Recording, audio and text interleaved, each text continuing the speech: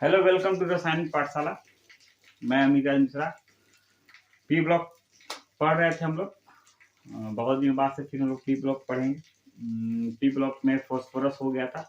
अब स्टार्ट करते हैं ग्रुप 15 खत्म। अब सॉरी, ग्रुप 15 खत्म हो गया था। अब ग्रुप 16 के बारे में स्टार्ट करते हैं। ग्रुप 16 बोले तो चाल्कोजन फैमिली। कौन फैमिली? चाल्कोजन फैमिली, जिसमें ऑक्सीजन, सल्फर, सेलेनियम से पोलोनियम तक होता है। पोलोनियम तक होता है, ठीक है। उसके बारे में पढ़ेंगे पहले।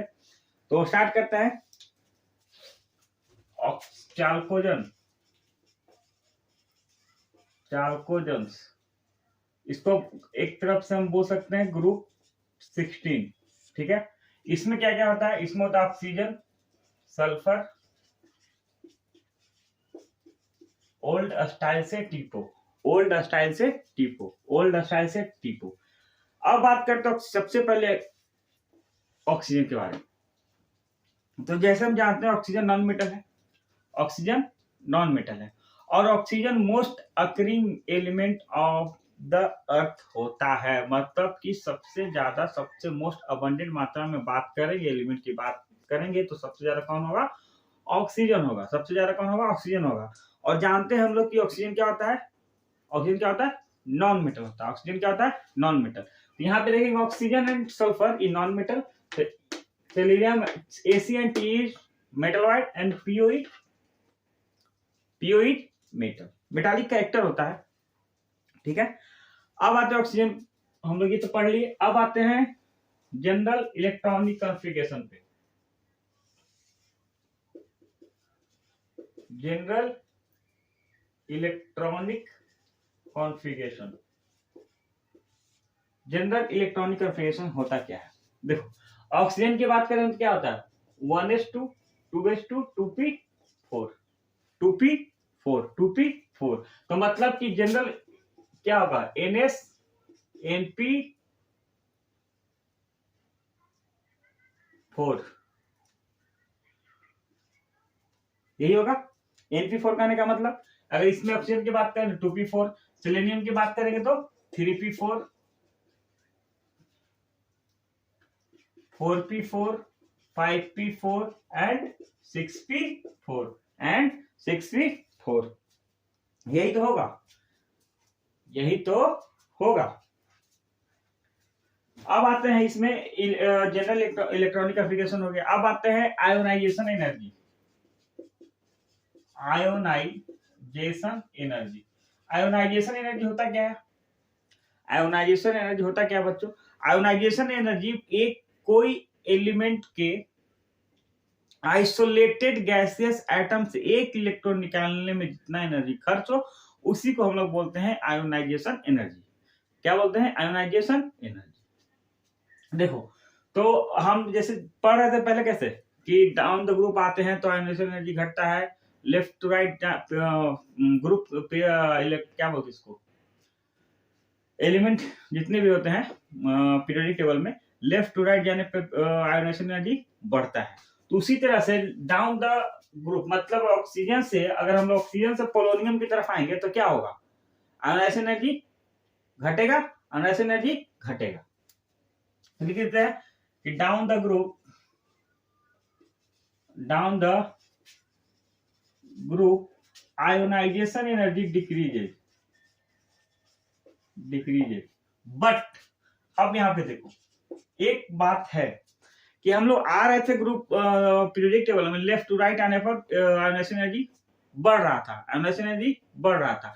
अब याद करो ग्रुप 15 के एलिमेंट्स, नाइट्रोजन फास्फोरस वाला।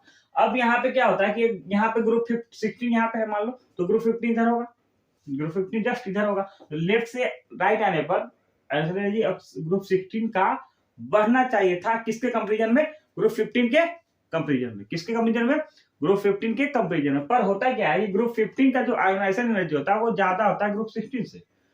होता क्या है, ग्रुप 15 का आयोनाइजेशन एनर्जी ज्यादा होता है ग्रुप 16 से। कैसे? देखो, बात करते हैं ग्रुप 15 के बारे में। तो ग्रुप 15 कहां पे? देखो यहाँ पे ग्रुप 15 जो होता है, यहाँ पे होता है NH2 NP3। अब P में भैया 6 इलेक्ट्रॉन का फुल कैपेसिटी है। अब है कितना? 3, मतलब हाफ इट 6 रहता फुल 3 है तो कितना हाफ फील्ड। और यहाँ इसमें ग्रुप 16 में कितना आ रहा है NP4, क्या आ रहा है NP4। तो NP3 is more stable than NP4 because due to stability reason. जो हाफ फील्ड होता है, हाफ फील्ड ऑर्बिटल ही stable than the partially filled orbital. Half filled orbital जो होता है पार्शियली फील्ड ऑर्बिटल से ज्यादा स्टेबल होने के कारण आयनाइजेशन एनर्जी ग्रुप 15 का ज्यादा होता है ग्रुप 16 से। तो लिख लो, but lower than the group 15 due to half filled orbital, due to half filled orbital हो गया। किसके कारण से होता है? Due to half filled orbital के कारण से। तो पहला जनरल इलेक्ट्रॉनिक कॉन्फ़िगरेशन पढ़ लिए, आयनाइजेशन एनर्जी पढ़ लिए। अब आते हैं इलेक्ट्रॉन एफिनिटी के बारे में। Electron affinity. अब बच्चों बताओ कि इलेक्ट्रॉन एफिनिटी होता क्या है? इलेक्ट्रॉन एफिनिटी होता क्या है? आयनाइजेशन एनर्जी होता क्या था? एक मतलब आइसोलेटेड गैसीय एटम से एक इलेक्ट्रॉन निकालने में जितना एनर्जी लगे उसी को बोलते थे।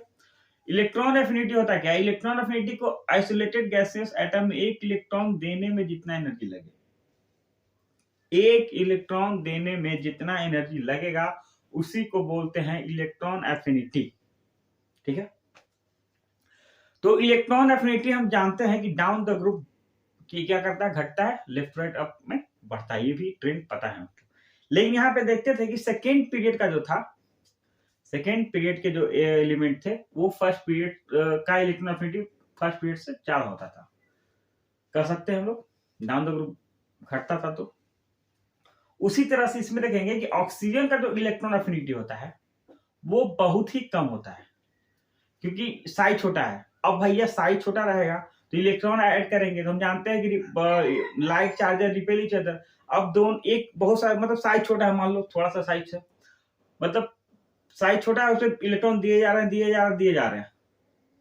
तो जब तक न्यूक्लियस तो अट्रैक्ट करेगा जब तक उसके पास पावर होगा, लेकिन अब देखेगा कि पावर जो अट्रैक्शन का पावर घट जाएगा, रिपल्सन का पावर बढ़ जाएगा ड्यू टू इलेक्ट्रॉन से, तो क्या होगा? इलेक्ट्रॉन नहीं जा पाएगा। इसीलिए इलेक्ट्रॉन एफिनिटी ऑक्सीजन का कम होता है, इनफैक्ट सबसे कम होता है। कैसे कम होता है? क्योंकि उसका साइज बहुत छोटा होता है। क्या होता है? क्योंकि बहुत उसका साइज छोटा होता है। तो लिख सकते हैं, ट्रेंड की बात करेंगे पहले तो ऑक्सीजन का सबसे छोटा, ठीक है, लेकिन सबसे ज्यादा किसका होगा ये भी पता है हम लोग को। सबसे ज्यादा किसका होगा? सल्फर का। होगा या नहीं होगा? होगा।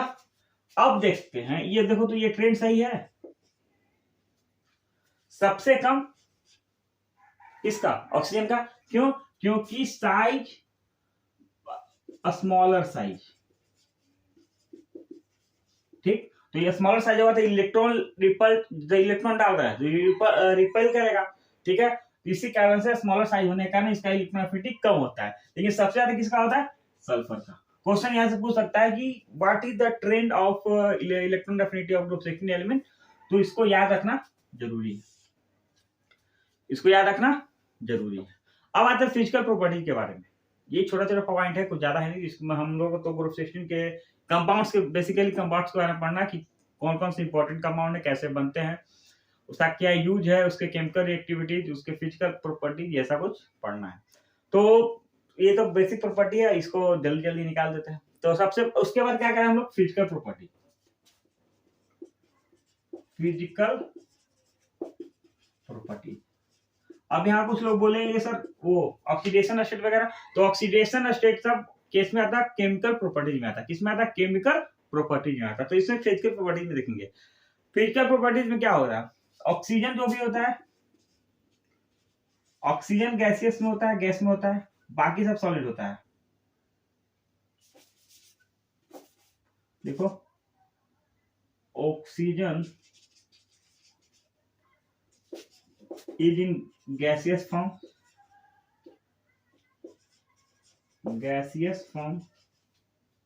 and rest of all in solid form, solid form. जैसे कि देखते हैं हम लोग फॉर्म, जैसे कि देखते हैं, क्या देखते हैं हम लोग कि ऑक्सीजन जो होता है वो क्या होता है, गैसेस में होता है। ये क्या होता है, गैसेस में होता है। लेकिन जो हमारा सल्फर हो गया, सेलेनियम हो गया, वो सब सॉलिड में होता है। क्या होता है, सॉलिड में होता है। तो यहाँ पे कुछ बातें याद करने के लिए है कि ग्रुप 16 में कौन कौन से मेटल होते हैं, इसमें लिख लो। नॉन मेटल, ठीक है,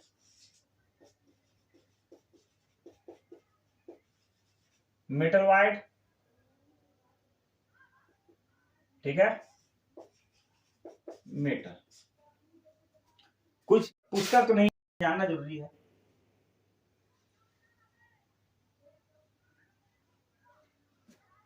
हो गया, इसको लिख लिए।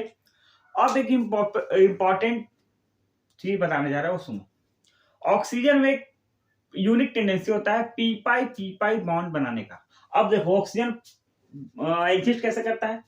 ऑक्सीजन जो एग्जिस्ट करता है बच्चों, वो O2 के फॉर्म में करता है। मतलब एक O, फिर डबल बॉन्ड, फिर O, ठीक है।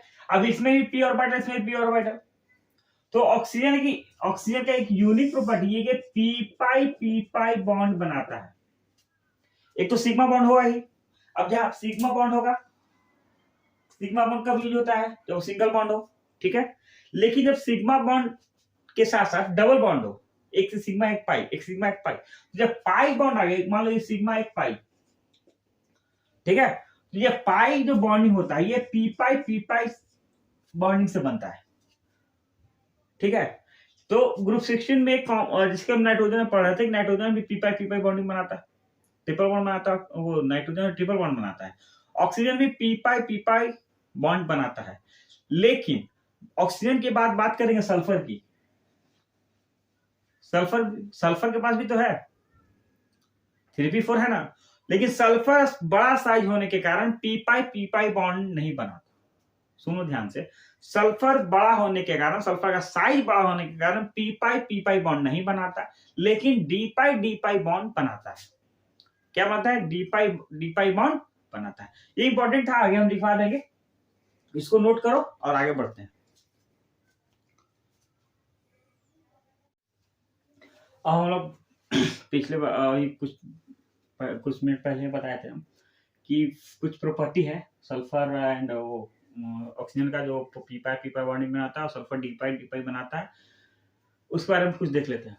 अब आता है melting and boiling point increases with increase in atomic number. जैसे ऑक्सीजन के बाद एटॉमिक नंबर सल्फर बढ़ रहा है, उसके बाद सेलेनियम का बढ़ रहा है, उसके बाद टेलुरियम का, उसके बाद पोलोनियम का। तो जैसे जैसे एटॉमिक नंबर बढ़ेगा, वैसे वैसे melting point and boiling point भी बढ़ेगा। अब आते हैं ऑक्सीजन। देखो हम बताए थे कि ऑक्सीजन के कारण छोटा एटम है, जिसके कारण पी पाई बॉन्डिंग बनाता है। इसी वजह से ऑक्सीजन हमेशा डायटोमिक में ही एग्जिस्ट करता है। अब आते सल्फर पे। तो जो बिगर एटम है, वो बिगर एटम पी पाई बॉन्ड नहीं बना पाते। बिगर एटम पी पाई बॉन्ड नहीं बना पाते, ठीक है। तो सल्फर देखो एसिड में कभी क्राउन मॉडल में वो एग्जिस्ट करता है, फिर AC8 में करता है। तो जो बिगर एटम है वो पी पाई बॉन्ड नहीं बना पाते। हाँ, हालांकि सल्फर जो है, सल्फर भी बिगर एटम है। सल्फर का टेंडेंसी है डी पाई इलेक्ट्रॉन बनाने, सॉरी डी पाई बॉन्ड बनाने का। सल्फर का टेंडेंसी है डी पाई बॉन्ड बनाने का। लेकिन सल्फर में बहुत कम टेंडेंसी होता है पी पाई बॉन्ड बनाने का भी। यहाँ पे हो सकता था, क्वेश्चन पे डिपेंड करता है कि सल्फर का ऑप्शन है आप little tendency to form P pi bond, तो उसको मार सकते हैं। लेकिन अगर ऑप्शन नहीं रहेगा तो डी पाई होता है, दोनों बनाता है। डी पाई ज्यादा होता है, लेकिन little tendency to form P pi bond कौन बनाता है, सल्फर के बारे में, ठीक है। अब आते हैं कैटेनेशन के बारे में। कैटेनेशन क्या होता है, तो देखो कैटेनेशन प्रॉपर्टी में सल्फर का ज्यादा होता है ऑक्सीजन से। ये बोल सकते हैं कि sulphur has a greater tendency of catenation than the oxygen. अब होता क्या, देखो ऑक्सीजन रहा छोटा इलेक्ट्रॉन, ठीक है, तो उसमें जो सिग्मा, जब ऑक्सीजन बॉन्ड होता है, वो कमजोर होता है इन कंपेरिजन टू सल्फर। इसीलिए से सल्फर का कैटेनेशन प्रॉपर्टी हमेशा ज्यादा होता है ऑक्सीजन से। इसको याद रखना है। क्वेश्चन पूछता है कि सल्फर किसका कैटेनेशन प्रॉपर्टी ज्यादा होगा, सल्फर का या फिर ऑक्सीजन का। किसका, सल्फर का या फिर ऑक्सीजन का। इसको लिख सकते हो तुम लोग। ठीक है। अब ऑक्सीजन देखो, फ्लोरीन के केस में भी होता है, ऑक्सीजन के केस में ये होता है कि स्मॉल साइज होने के कारण इलेक्ट्रॉन रिपल्सन ज्यादा होगा। तो जब जब इलेक्ट्रॉन रिपल्सन ज्यादा होगा तो कैटेनाइजेशन कम होगा, सीधी सी बात है। इसको लिख लीजिए और फिर आगे बढ़ते हैं हम लोग। अब आते हैं हम लोग केमिकल प्रॉपर्टीज पर। किस पे आते हैं? केमिकल प्रॉपर्टीज पर। केमिकल प्रॉपर्टीज पर किसका केमिकल प्रॉपर्टी? ग्रुप 16 के केमिकल प्रॉपर्टी। देखो, केमिकल प्रॉपर्टी में सबसे पहले क्या जानेंगे हम लोग? केमिकल प्रॉपर्टी में सबसे पहले हम लोग पढ़ेंगे ऑक्सीडेशन स्टेट के बारे में। किसके बारे में? ऑक्सीडेशन स्टेट के बारे में। ऑक्सीडेशन, बहुत तरह का ऑक्सीडेशन स्टेट होता है, उसके बारे में पढ़ेंगे, ठीक है। अब दिखाई दे रहा होगा। देखो, हम लोग ऑक्सीजन नाइट्रोजन में पढ़े थे, डिफरेंट के एलिमेंट के डिफरेंट ऑक्सीडेशन स्टेट के स्टेबल होता है, कुछ में नहीं होता है। तो ग्रुप 16 के एलिमेंट जो होते हैं, ग्रुप 16 के जो एलिमेंट होते हैं -2 से लेके +6 तक, +2 में भी आते हैं, +4 में भी बनाते हैं, कंपाउंड बनाते हैं। तो ऑक्सीजन को छोड़ के, ध्यान देना, ऑक्सीजन को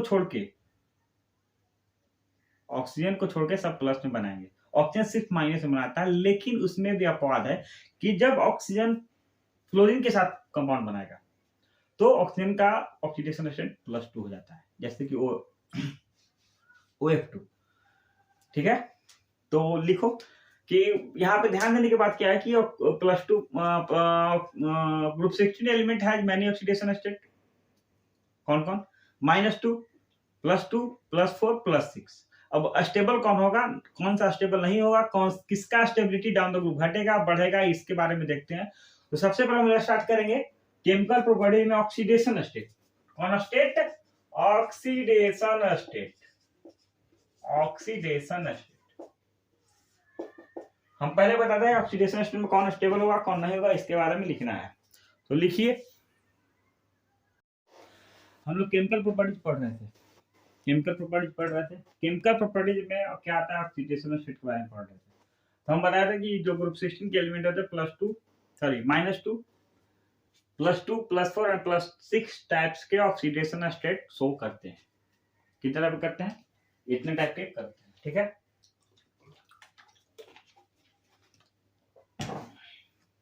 अब देखो, बात करते हैं स्टेबिलिटी के। बहुत सारे ऑक्सीडेशन स्टेट शो करेंगे, जिसका मतलब नहीं सब स्टेबल होगा, नहीं ना होगा। नाइट्रोजन में हो रहा था, ग्रुप 15 में हो रहा था, वैसे ही इसमें भी होता है। इसे देखो, all element except oxygen exhibit -2, +2, +4 and +6। Oxygen कभी +4, +6 में नहीं जाएगा, +4 पे तो कभी नहीं जाएगा।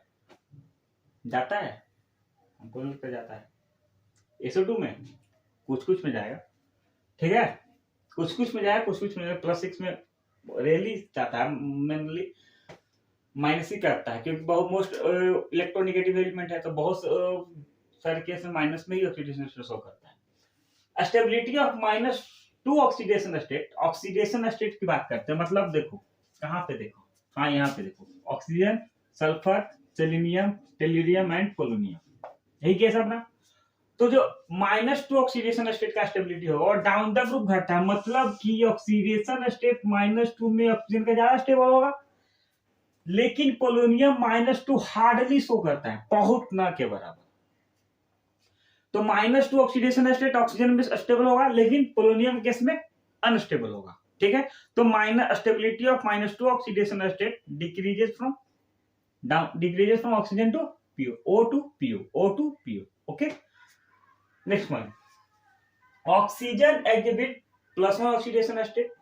सुनो, यहां पे लिखा हुआ +1, कभी नहीं, कहीं नहीं लिखा हुआ, लिखा हुआ है नहीं लिखा हुआ। तो ऑक्सीजन +1 कब करता है?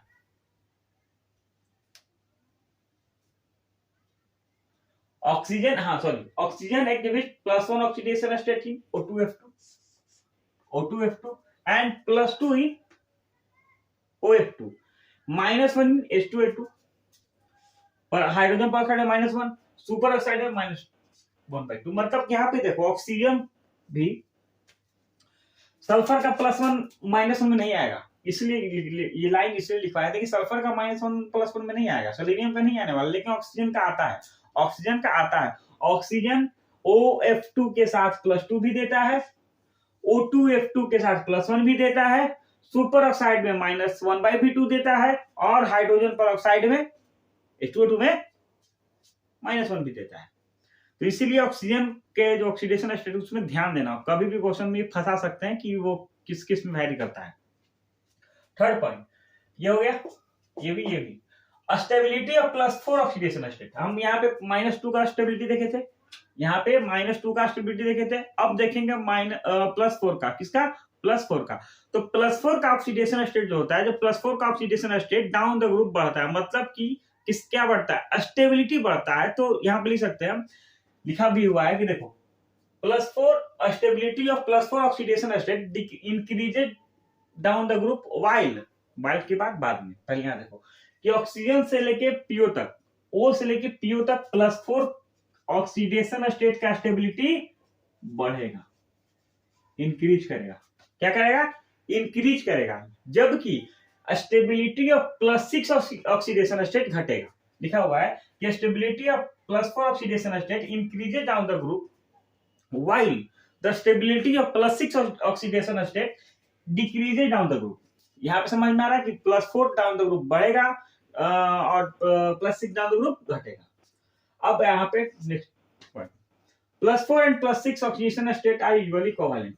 अब जो +4 में होंगे या +6 में जो कंपाउंड होंगे, जैसे SF4 sulphur tetrafluoride, sulphur tetroxide, hexafluoride SF6, ये जो कंपाउंड हो गए HCl4, SBr4, SiO4, ये सब जो कंपाउंड है, मान लो SF4 प्लस SF4 में कितना होगा? प्लस SF4 में देखो तो +4 ऑक्सीडेशन स्टेट, SF6 में +6 ऑक्सीडेशन स्टेट।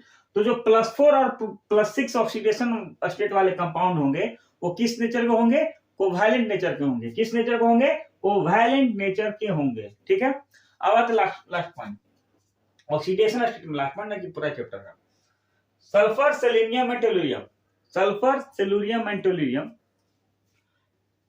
तो +4 oxidation state in their compound with oxygen. देखो यहाँ पे ध्यान से पढ़ना, जो सल्फर होता है, selenium and tellurium usually shows +4 oxidation state in their compound with oxygen and +6 with halide. लिख दो हैलाइड। क्या लिख दो? हैलाइड्स। तो जो सल्फर हो गया, सेलेनियम हो गया, टेलुरियम हो गया, ये क्या करता है? +4 जब ऑक्सीजन के साथ कंपाउंड बनाएगा, जैसे SO2, ACO2, TiO2, तो इसमें ऑक्सीडेशन कितना होगा? +4। लेकिन जब हैलाइड के साथ बनाता है तो +6 बनाता है, जैसे SF6। SF6 में एस पे कितना ऑक्सीडेशन स्टेट? +4 का ऑक्सीडेशन स्टेट। उस तो यहीं पे ये ऑक्सीडेशन स्टेट खत्म हो गया। अब हम लोग पढ़ेंगे कंपाउंड्स ऑफ, यहाँ पे लिख लो, इसको लिख लो। अब हम लोग यहाँ पे पढ़ेंगे कंपाउंड्स ऑफ ग्रुप 16। सबसे पहले कौन पढ़ेंगे कंपाउंड्स ऑफ ग्रुप 16 में? हाइड्राइड, हैलाइड, उसके बाद फिर ऑक्साइड ऑक्सीजन के साथ, जैसे कि ओजोन के बारे में पढ़ लेंगे, SO2 के बारे में पढ़ लेंगे, तो उसके बाद यूजेज पढ़ेंगे, उसके बाद ये ग्रुप 16 खत्म। तो इसको लिखिए और आगे लिखते आगे हम लोग क्या पढ़ेंगे? कंपाउंड्स ऑफ ग्रुप 16 में पहला पॉइंट आएगा हाइड्राइड्स ऑफ ग्रुप 16। ठीक है, लिखो। अब हम लोग बढ़ते हैं रिएक्शन विथ हाइड्रोजन, मतलब हाइड्राइड पर। मतलब कि अब हम लोग स्टार्ट करने वाले हैं ग्रुप 16 के कंपाउंड्स। इसके ग्रुप 16 के कंपाउंड्स जो हाइड्रोजन के साथ रिएक्ट करके बनाते हैं। तो ग्रुप 16 के जो एलिमेंट है वो दो तरह के, सब H2E और H2 कुछ एलिमेंट H2E2 टाइप के बनाते हैं। मतलब H तो हाइड्रोजन, यहाँ पे E ऑक्सीजन वगैरह है, देख लेते हैं यहाँ पे। तो लिख सकते हैं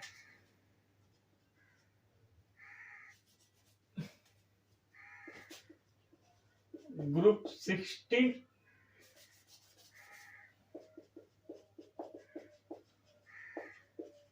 elements of group 16 forms two types of hydride कौन कौन, H2E एंड H2E2 टाइप, ठीक है, H2E एंड H2E2 टाइप। अब H2E2 जो टाइप है, जैसे कि हाइड्रोजन पेरोक्साइड बनाता है, H2O2 बनाता है और H2S2 बनाता है, तो बस दो ही सल्फर ऑक्सीजन ही इस टाइप के ऑक्साइड बनाते हैं, हाइड्राइड बनाते हैं, बाकी सब H2E टाइप बनाते हैं। अब E इक्वल टू क्या है यहाँ पे, oxygen, sulphur, selenium and polonium, देख लो। हालांकि इसको लिख नहीं सकते हो क्योंकि ये तो बनाते नहीं, लेकिन बनता मेनली इसी टाइप का है, जैसे कि water H2O, SO2, sulphur dioxide ACO2, TiO2, PO2, इस टाइप का बनाता है। और बात करते हैं अगर H2O2, हाइड्रोजन पेरोक्साइड, H2S2, तो ये H2E2 टाइप के हाइड्राइड बनते हैं। क्या बनते हैं, H2E2 टाइप के हाइड्राइड बनते हैं। एक बात बताते हैं, जितने हाइड्राइड हैं ग्रुप 16 के, उनमें से सिर्फ ऑक्सीजन के साथ और वाटर वाला, मतलब कि पानी ही है, H2O ही है कि जो कलरलेस होता है और नॉन पॉइजनस होता है। बाकी जितने होते हैं जैसे SO2 हो गया, ACO2 हो गया, सब पॉइजनस और कलरलेस कंपाउंड बनाते हैं, ठीक है, सब पॉइजनस और कलरलेस कंपाउंड बनाते हैं। तो इसको आगे लिखते हैं क्या, रिएक्शन ऑफ इसमें। अब बात करते हैं oxygen form H2O2 type and sulfur form H2S2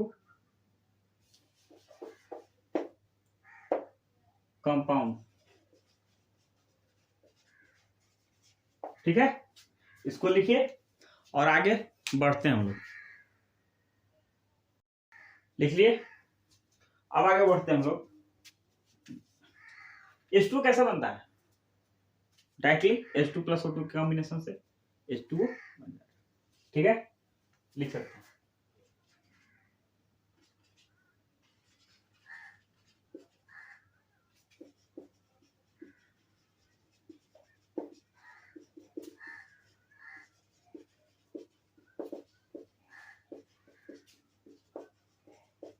H2 and O2, H2 and O2 लिखो।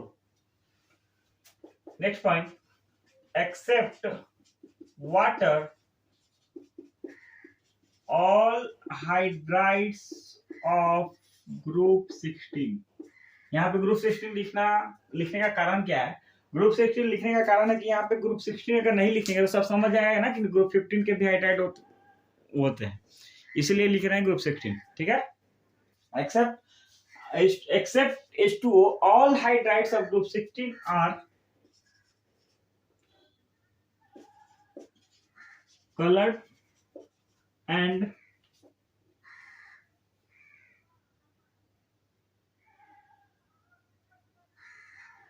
कुछ गलत लिखवाना क्या, except water all hydrides are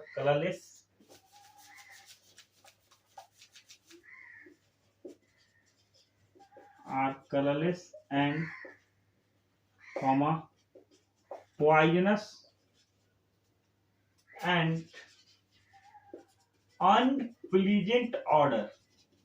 unpleasant order करने का मतलब कि जो स्मेल हम लेना नहीं चाहते हो, मतलब जो हमारे नाक को ना पसंद हो, इनफैक्ट हमको ना पसंद हो, हमको किसी और को पसंद है, जैसे कि हम लोग फ्लावर मारते हैं, हाँ भाई उसका सुगंध अच्छा है, लेकिन जो मतलब SO2 टाइप और ACO2 टाइप जो ऑक्साइड्स हैं वो अनप्लीजेंट और ऑर्डरलेस होते हैं। क्या होता है, अनप्लीजेंट ऑर्डर होता है, सॉरी ऑर्डरलेस होता है, अनप्लीजेंट ऑर्डर मतलब कि जो दुर्गंध टाइप, समझ रहे हो, और कलरलेस होते हैं और पॉइजनस होते हैं। किसके छोड़ा के, H2O को छोड़ा के सब पॉइजनस और ये होते हैं, ठीक है। अब देखो H2O इज लिक्विड, क्यों भाई, ऐसा क्यों, और बाकी सब गैस कैसे होता है, जैसे कि वाटर H2O लिक्विड है, बाकी SO2 हो गया, SO2 सब गैस, क्यों, कारण यह है कि H2O में H बॉन्डिंग होता है, H बॉन्डिंग होने के कारण H2O में O के पास O सबसे ज्यादा इलेक्ट्रोनेगेटिव है और hydrogen bonding FON oxygen fluorine and nitrogen साथ ही बनाता है, फोन के साथ बनाता है, H बॉन्ड बनता है। जब H बॉन्ड H2O में H बॉन्ड होने के कारण H2O लिक्विड होता है और बाकी सब गैस होती है। ये क्वेश्चन पूछता भी है कि why H2 are liquid and other hydride in of group 16 is gaseous. तो कारण है H बॉन्डिंग। कारण क्या है? H bonding. तो लिखो H2 is liquid due to H bonding and other are in gaseous other are in gas।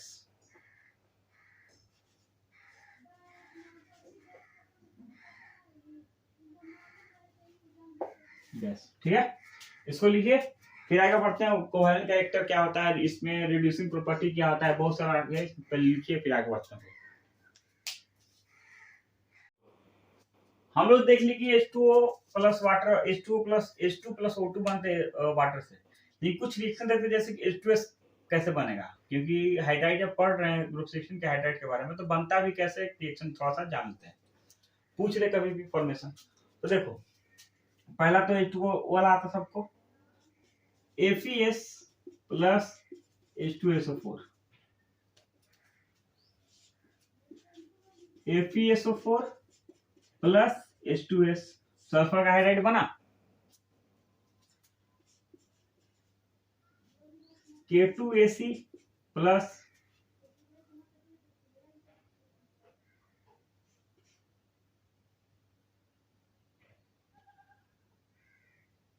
H2SO4, K2SO4 plus H2AC, इसको लिख लो।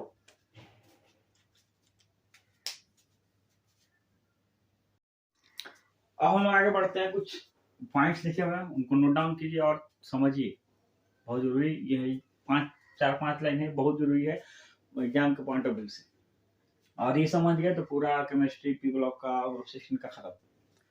देखिए यहाँ पे क्या हुआ कि वो ऑक्सीडेशन स्टेट बारे में पढ़ लिए हम लोग, ठीक है। अब आते हैं हम लोग वाटर मेल्टिंग पॉइंट छूट गया, सॉरी बॉइलिंग पॉइंट छूट गया, नीचे लिख लो बॉइलिंग पॉइंट, अच्छा बाद में लिख लेंगे। देखो पहले all the hydrides of group 16 elements are covalent, all the hydrides of group 16 elements are covalent and covalent character increases from H2O to H2T। जितने भी हाइड्राइड है वो कोवेलेंट कैरेक्टर के होते हैं और कोवेलेंट कैरेक्टर घटेगा कैसे, बढ़ेगा कैसे, H2O से H2T तक, H2O से लेके H2T तक कोवेलेंट कैरेक्टर क्या करेगा, इंक्रीज करेगा। क्या करेगा? इंक्रीज करेगा। कोवेलेंट कैरेक्टर इंक्रीज करेगा H2O से H2T तक। बार बार याद रखिएगा, ये सब पॉइंट जितने भी लिखा हुआ है सब इंपॉर्टेंट है। नेक्स्ट पॉइंट, अब आते हैं एसिडिक कैरेक्टर के ऊपर। एसिडिक कैरेक्टर कहने का मतलब कि एसिडिक प्रॉपर्टी शो करेगा। अब भाई ऑक्सीजन क्या है, नॉन मेटल है, तो एसिडिक होगा, ऑब्वियस सी बात होगा। तो acidic character increases from H2O to H2T। हम जानते हैं ना कि नॉन मेटल, मेटल वाइट, उसके बाद मेटल, नॉन मेटल एसिड होता है, मेटालिक बेसिक होता है। तो अच्छा sorry, acidic character increases from H2 to H2T। This is due to decrease in bond enthalpy for dissociation of He bond down the group। अब देखो, मान लो यहाँ पे HO है, एक बॉन्ड है हाइड्राइड का, ठीक है। अब क्या होता है कि जो बॉन्ड डिसोसिएशन एंथैल्पी इसका है, किसका, HO का, बॉन्ड डिसोसिएशन एंथैल्पी किसका, जो बॉन्ड होगा HO का, वो डिसोसिएशन जो कांस्टेंट होगा वो कम होगा। जो HO का बॉन्ड होगा वो इसका डिसोसिएशन कांस्टेंट कम होगा। यहाँ पे लिखा हुआ है कि decrease in the bond enthalpy for the dissociation of He bond. अब यहाँ पे पॉइंट होता है, सर जब He बॉन्ड से लोग डिसाइड कर रहे हैं तो इलेक्ट्रोनेगेटिविटी के बेस पे नहीं करेंगे, लेकिन जी हाँ, इलेक्ट्रोनेगेटिविटी के बेस पे नहीं होता।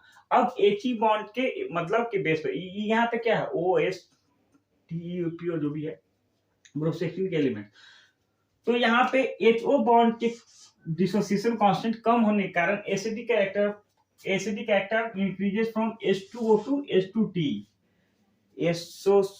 बॉन्ड इंथैल्पी डिसोसिएशन कांस्टेंट कम होने के कारण एसिडिक प्रॉपर्टी H2O से H2TE तक बढ़ता है। क्या होता है? बढ़ता है। यहां पे लिखो, बढ़ता है। अब आता है थर्मल स्टेबिलिटी पे। तो thermal stability decreases from H2O to H2PO। Thermal stability, thermal मतलब हीट के अपेक्षा में कितना स्टेबल है। तो थर्मल स्टेबिलिटी डिक्रीज करता है कहां से कहां तक? H2O से लेके H2PO तक। मतलब सबसे ज्यादा स्टेबल कौन होगा इसमें? अगर थर्मल स्टेबिलिटी की बात करेंगे तो सबसे ज्यादा स्टेबल कौन होगा? H2O होगा ना। सबसे ज्यादा थर्मल स्टेबिलिटी की अगर TS थर्मल स्टेबिलिटी की बात करेंगे तो H2O, H2S ऐसे कुछ होगा। लेकिन जब एसिडिक कैरेक्टर की बात करें सबसे ज्यादा एसिडिक कौन होगा?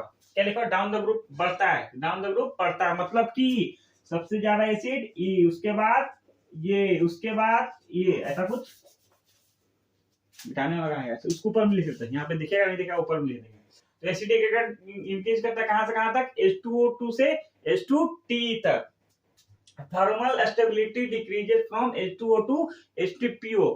देखना यहाँ पे acidic character down the group बढ़ रहा है, लेकिन thermal stability down the group घट रहा है। ध्यान देना। रिड्यूसिंग कैरेक्टर पे आते हैं। अब रिड्यूसिंग कैरेक्टर देखो, हम पिछले टाइम भी बताए थे कि जो रिड्यूसिंग प्रॉपर्टी होता है वो क्या बोलते हैं? एसिडिक पोजीशन मान लो या नहीं मान लो, लेकिन समझो यहाँ पे हमको भी याद नहीं है, कंफ्यूज है, कुछ भूल रहे हैं। रिड्यूसिंग कैरेक्टर कुछ और पढ़ा था, कुछ और पढ़ा रहे हैं, मतलब भूल रहे हैं कुछ। Reducing character decreases from H2S to H2T। मतलब कि रिड्यूसिंग कैरेक्टर होगा H2S से घटेगा H2T तक। समझ में आ रहा है? मतलब कि जो वीक एसिड होगा, मतलब यहाँ पे देखो तो acidic character down the group बढ़ रहा था, लेकिन रिड्यूसिंग प्रॉपर्टी बढ़ रहा था। इसको प्रोपोर्शनल मान सकते हैं, कोई दिक्कत नहीं है। All the hydrides are angular shape. जो जितने भी हाइड्राइड्स हैं, H2O हो, SO2 हो या फिर H2AC हो, सब क्या है? Angular shape. एंगल लिख लो, angle and angle is, angle 103 degree 5 minute या 4 मिनट कुछ ऐसा ही होता है। ठीक है। अब आते हैं बॉइलिंग पॉइंट। बॉइलिंग पॉइंट हम छोड़े थे हम। अब देखो बॉइलिंग पॉइंट वोलेटिलिटी एक ही पैरामीटर पे समझा जाता है या लिखा जाता है, समझो तो